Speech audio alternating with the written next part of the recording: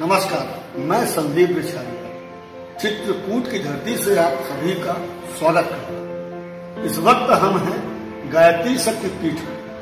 गायत्री शक्तिपीठ का नाम आते ही याद आते हैं पंडित श्री राम शर्मा आचार्य। पंडित श्री राम शर्मा आचार्य वो जिन्होंने 108 वाङ्मय लिखा, यानी वैदिक संस्कृति का वो भाग लिख डाला जिसकी कोई कल्पना भी नहीं कर सकता है। बताया जा रहा है कि 70 ही प्रकाशित हैं, बाकी प्रकाशन में हैं। तो हम ये कह सकते हैं कि जो नालंदा, तक्षशिला आदि बड़े ग्रंथालयों में हमारी संस्कृति के साथ कुठाराघात हुआ था, तो उसके लगभग 500 साल 2500 साल बाद एक ऐसा व्यक्ति हमारे सामने हुआ जिसने हमारे पुराने सभी वेद पुराण भाष्यों को पुनर्जीवित करने का काम किया। तो हम कोरोना काल में श्री राम शर्मा आचार्य जी द्वारा की गई तमाम भविष्यवाणियों के सिलसिले में बात करने आए हैं चित्रकूट में गायत्री शक्तिपीठ के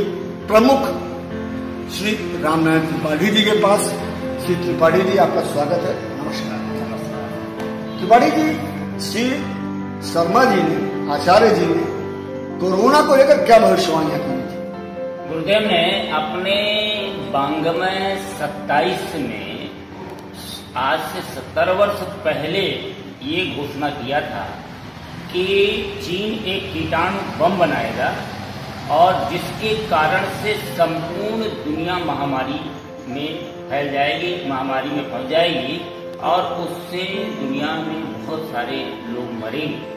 लेकिन भारत इस बीमारी से भी आश्चर्यजनक तरीके से निकल के बाहर आएगा और उसका परिणाम ये होगा कि भारत का विश्व में प्रभुत्व बढ़ेगा, लोग आश्चर्य की दृष्टि से देखेंगे और भारत को नेतृत्व करने के लिए लोग आगे लाएंगे। WHO से लेकर संयुक्त राष्ट्र संघ की जो मान्य संस्थाएं हैं, इनका अस्तित्व घटने लगेगा और भारत प्रमुखता के साथ उसमें आएगा, ये उन्होंने पहले संकेत दिया। ऐसे ही नोटबंदी को लेकर भी गुरुदेव ने संकेत दिया था कि 86 में कि ठीक 30 वर्ष बाद सरकार उस पर अपना अधिकार कर लेगी धन पर और लोग उस धन को जिस प्रकार से कमाया है कैसे फेंकेंगे, कैसे नुकसान पहुंचाएंगे, तमाम बातें उन्होंने लिखी थी। और आगे उन्होंने लिखा कि ऐसे प्रकृति ऐसे अपने स्वरूप को प्रस्तुत करेगी जिसके कारण से लोग अपनी पुरातन संस्कृति, सनातन संस्कृति की ओर लौटने के लिए विवश होंगे। ऐसे प्रकृति के तांडव या डंडे होंगे और उसके कारण से लोगों को लगेगा कि हमारा सनातन धर्म और सनातन संस्कृति अच्छी थी। जैसे इस कोरोना में लोगों को ये सिखा दिया कि कुछ जीवन व्यक्ति को अपने लिए एकांत सेवन के लिए भी देना चाहिए और उसमें स्वाध्याय, सत्संग, अच्छे काम करने चाहिए। कैसे स्वच्छता से हाथ धोना, पैर धोना, ये हमारी संस्कृति रही। कभी हम भोजनालय में या घरों में पहुंचते थे, बाहर से घूम के आते थे, तो हमारे बड़े बूढ़े कपड़े धोने, नहाने और इसके बाद अंदर जाने की बात करते थे, तो ये समझ में नहीं आता था। लेकिन आज जब WHO ने गाइडलाइन जारी की और इस कोरोना वायरस के कारण सारी दुनिया बिल्कुल सिमट के एक जैसे जगह घरों में बंद हो गई और जो गाइडलाइन आई उसको मानने के लिए विवश हो गया, वो सारी गाइडलाइन हमारे सनातन धर्म में, सनातन धर्मियों ने, हमारी संस्कृति ने पहले से स्वस्थ जीवन, स्वच्छ जीवन और सभ्य समाज के लिए दिया हुआ था। उसे बाद में यद्यपि उसकी वैज्ञानिकता का ज्ञान न होने के कारण लोगों ने कभी छुआछूत या कभी आडम्बर या कभी होगापंथी मान्यताओं के रूप में लेना शुरू कर दिया था, लेकिन आज सबको हमारी इस संस्कृति वैज्ञानिकता का अनुभव होने लगा। यद्यपि ये प्रकृति के द्वारा दिया हुआ एक प्रकार का दंड, सामूहिक दंड है। मनुष्य जीवों के साथ अत्याचार करने लगा, संस्कृति के साथ अत्याचार करने लगा, धर्म और ईश्वर को मानना अस्वीकार करने लगा और जब सारी दुनिया, यहाँ तक कि वैज्ञानिक कहने लगे कि हमारे ओजोन परत में छेद हो गई, ये कभी अब बंद नहीं हो सकती, बड़ा अनर्थ हो जाएगा। गंगा सुधार स्वच्छता के लिए, यमुना स्वच्छता के लिए, नदियों की स्वच्छता के लिए कितने पैसे सरकारों ने खर्च किए, लेकिन काम कुछ भी नहीं हुआ।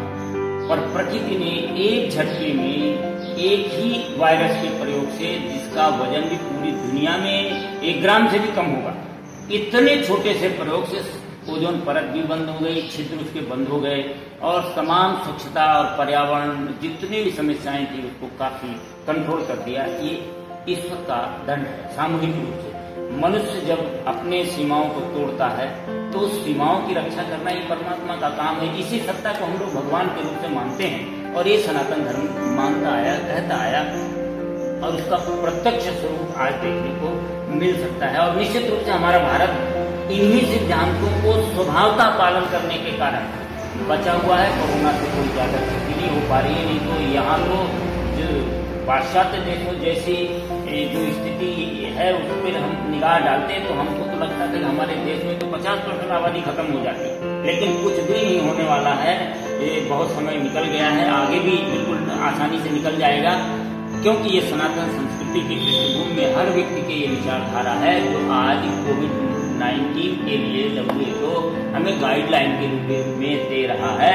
हमारे लोगों ने उसे पहले स्वीकार किया था और आज भी देख लीजिए अधिकांशतः कोरोना के मरीज वही हैं जो आज भी उस सनातन संस्कृति या WHO की गाइडलाइन से नीचे रह रहे हैं। कोई स्वच्छता का ध्यान नहीं दे रहे हैं, कोई सिद्धांतों का ध्यान नहीं दे रहे हैं, सोशल डिस्टेंसिंग नहीं कर रहे हैं। उन्हीं में अधिकांशतः कोरोना के लक्षण पाए गए हैं और वही परसेंटेज है। और सनातन संस्कृति के जीवन को मानने वाले लोगों में अभी तो शुरुआत भी नहीं हुई होगी, मुश्किल से तो बहुत गिने चुने केस आए होंगे। इससे बड़ा प्रमाण प्रकृति का क्या हो सकता है, हमारे सनातन संस्कृति की वैज्ञानिकता का क्या हो सकता है, हमारी ऋषि संस्कृति का क्या हो सकता है। और इसी ऋषि संस्कृति की वैज्ञानिकता को सिद्ध करने के लिए और जन जन तक पहुंचाने के लिए परम पूज्य गुरुदेव पंडित श्री राम शर्मा आचार्य जी ने कठोरतम तप साधना करने के बाद इतना साहित्य इतने वाङ्मय उन्होंने दिया। उन्होंने तो ये कहा कि धर्म और संस्कृति के ऊपर हमने जितना लिख दिया है 15,000 वर्षों तक किसी को लिखने की जरूरत नहीं होगी, मात्र इन्हीं फॉलोअप करने की आवश्यकता है। तो ये सारे सिद्धांत आचार्य प्रवर ने दिया था। गायत्री परिवार इन्हीं सिद्धांतों को जन जन तक पहुंचाने के लिए, सनातन संस्कृति को जीवन देने के लिए, आज के आधुनिकतम स्वरूप को आत्मसात करके अपने संस्कृति को कैसे गतिमान बनाया जाए, इसके लिए गायत्री परिवार का एक विशाल तंत्र खड़ा किया था। श्रद्धेय डॉक्टर प्रणव पंड्या जी आज इस व्यक्ति को बड़े बखूबी पूरी दुनिया में सैकड़ों देशों में पहुंचाया है। अभिनंदन और वंदन आपको इस कार्य को प्रस्तुत करने के लिए। मुझे कि जैसे आज आपने अभी मुद्दा उठाया, नदियां साफ हो गई बिना पैसे, पर्यावरण साफ हो गया बिना पैसे, तो क्या सरकार को कोई ऐसी गाइडलाइंस तय करनी चाहिए या मुझे लगता है कठोर नियम बनाने चाहिए कि आने वाले समय में ये पूरे विश्व का मामला है, सिर्फ इंडिया का मामला नहीं है, पूरे वर्ल्ड में नदियां साफ हुई है, पूरे वर्ल्ड में सड़कें साफ हुई है, पूरे वर्ल्ड का पर्यावरण सुधरा है, लॉकडाउन ने सुधार दिया। तो क्या कुछ पूरे वर्ल्ड लेवल पर ही WHO को या UNO को कुछ ऐसे कठोर नियम बनाने चाहिए कि लोग अब पर्यावरण को न बिगाड़ें? जरूर जरूर ऐसा करना चाहिए। हमारी संस्कृति में जो व्यवस्था थी, हम लोग तो शांति पाठ करने में प्रतिदिन इस बात को याद करते होंगे, वो शांति अंतरिक्षम शांति पृथ्वी शांति रापा शांति। पंच तत्वों की शांति से लेके अंदर और बाहर प्रत्येक व्यक्ति के अंदर की शांति की स्थापना हो, ये हमारी सनातन संस्कृति रही है और इसी के अनुकूल लोग जीवन जीते थे। हमारे यहाँ जल को देवता कहा, वायु को देवता कहा, अग्नि को देवता कहा, इनका कभी दुरुपयोग नहीं होने दिया। इनका कितना शानदार उपयोग किया देवता मान करके। एक पानी की बूंद तो कभी पानी में आदमी थूक नहीं सकता था, कोई गंदी चीज फेंक नहीं सकता था, उसे अपमान मानते थे। नदियों को माँ कहा, गंगा माँ कहा, जमुना माँ कहा, और माँ जब कहा तो उनका सम्मान करना हमारा धर्म बन गया, ये हमारी संस्कृति रही। लेकिन बाद में पाश्चात्यकरण ने उसमें भौतिकवाद के कारण हमने उसके अंदर का जो प्राण था वो गायब कर दिया, केवल बाहरी स्वरूप जीवित रखा, आत्मा उसकी गायब हो गई। हमारे सारे कर्मकांड चलते गए, पूजा पाठ चलता गया, सब कुछ चलता गया, हम बोलते भी गए, नदियों की पूजा भी करते गए, लेकिन सच्चे अर्थों में हमने उन्हें माँ के रूप में या जो हमारी सनातन संस्कृति थी उसको नहीं माना। उसका परिणाम आज ये है। और यदि ऐसा WHO या संपूर्ण विश्व में ऐसे नियम बने कि जिससे हमारा पर्यावरण संरक्षित है, सामूहिक ऐसे कभी ऐसे वर्ष में 1-2 बार ऐसे हो कि महीने 15 दिन के लिए लॉकडाउन हो, सब कुछ बंद, तो भगवान का भजन भी करेगा आदमी, पर्यावरण भी शुद्ध होगा, तमाम चीजों की बचत होगी। पहले हमारे यहाँ उपवास का एक क्रम था, कि एकादशी को सब उपवास करेंगे। इतनी जनता 50 करोड़ आदमी यदि भोजन नहीं किया एक दिन, तो एक दिन का 50 करोड़ आदमियों का भोजन 50 करोड़ लोगों के लिए सुरक्षित हो गया कि नहीं। कितना शानदार हमारी संस्कृति के सिद्धांत थे, वो सब कुछ था उसमें। सब पर्यावरण से लेकर के जीवन से, परिवार से लेकर आध्यात्मिक उन्नति, सर्वांगीण विकास तक सब कुछ समाहित था। आज इस संस्कृति की स्थापना की जरूरत है और वास्तव में विश्व में अपना भारतीय संस्कृति ने अपना परचम शुरू कर दिया, लहरा दिया। योग से लेकर के, आयुर्वेद से लेकर के, इस कोरोना ने हमारे उन सनातन संस्कृति के स्वच्छ आंदोलनों से लेकर के सिद्धांतों तक की स्थापना की है। डॉक्टर साहब, जैसे कि आप आयुर्वेदाचार्य भी हैं और चित्रकूट की भूमि को कहा जाता है कि यहाँ पे आयुर्वेद की बहुत सारी औषधियाँ हैं। कोरोना का काल दिसंबर जनवरी से इंडिया में आया, बहुत ज़्यादा जोर पकड़ा। 22 मार्च को देश में सभी लोगों ने जनता कर्फ्यू लगाया और 25 मार्च से लॉकडाउन।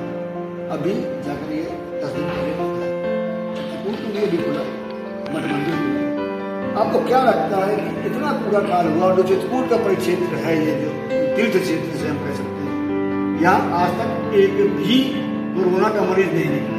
इसके पीछे कहीं आयुर्वेद की वो दवाएं तो नहीं कि जो कहते हैं कि अगर सुगंधित रहती हैं और लोगों के आसपास से अगर उनकी हवा भी गुजरी तो वो आदमी पवित्र हो जाता है। कई बार लोगों को इन सिद्धांतों पर विश्वास नहीं होता। पहले मैं एक सिद्धांत के विश्वास की बात करता हूँ कि अभी 31 मई को संपूर्ण दुनिया में, हमारे 100 देशों में श्रद्धेय डॉक्टर प्रणव पंड्या जी के निर्देश पर, उनके आदेश पर पूरे दुनिया में गायत्री महायज्ञ हुआ। कम से कम 2500 लाख से अधिक, करोड़ों की संख्या में घरों में यज्ञ हुआ।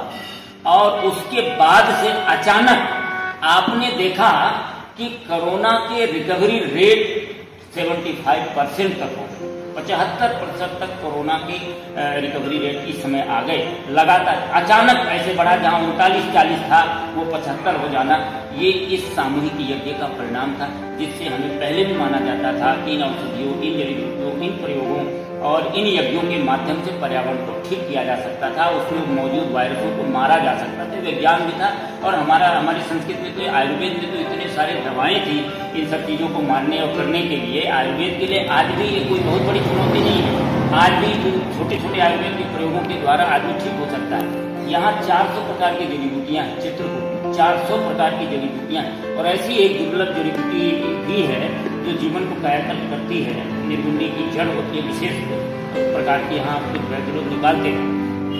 तो यहाँ वाल्मीकि रामायण में भी प्रज्वलित जड़ी बूटियों की बात आई है, जो कामदगिरी के ऊपर उपलब्ध होती हैं। कई बार मैंने आंखों से देखा है रात्रि में दिव्य प्रकाश के रूप में, तो वहाँ कुछ प्रकाशित हो रहा है। तो निश्चित रूप से जब हमने वाल्मीकि को पढ़ा तो उससे कोरिलेट किया कि ये वही जड़ी बूटियों की दिव्यता हो सकती है जो रात्रि में होती है। तो ऐसा प्रभाव तो निश्चित रूप से यहाँ है कि यहाँ पर यूपी एमपी दोनों में मिला दिया जाए तो जहाँ तक हमारे चित्रकूट का सराउंडिंग पहुँचता है वहाँ पर किसी भी प्रकार के कोरोना का मरीज नहीं है। जबकि तमाम देश भर के लोग भी इस बीच में आ रहे हैं, जा रहे हैं, सब कुछ हो रहा है, लेकिन उसकी सुरक्षा कहीं न कहीं कामदगिरी भगवान से लेकर के चित्रकूट की इस पावन धरातल तक साधना और इन जड़ी बूटियों का ही तो प्रभाव कह सकते हैं। धन्यवाद। तो ये थे डॉक्टर त्रिपाठी, जिन्होंने हमें बताया आचार्य राम शर्मा आचार्य से लेकर और अब तक का पूरा, साथ में उन्होंने चित्रकूट को भी जोड़ा कि चित्रकूट में आज तक एक भी कोरोना का मरीज न मिलेगा। अपने आप में आश्चर्य की बात नहीं है, क्योंकि चित्रकूट में जो जड़ी बूटियों की भरमार है उनमें तमाम जड़ी बूटियां ऐसी जो व्यक्ति का इम्यूनिटी पावर बढ़ा देती है और उसको सेवन भी नहीं करना पड़ता है। आगे फिर हम किसी विशेष हस्ती से मिलेंगे, तब तक नमस्कार।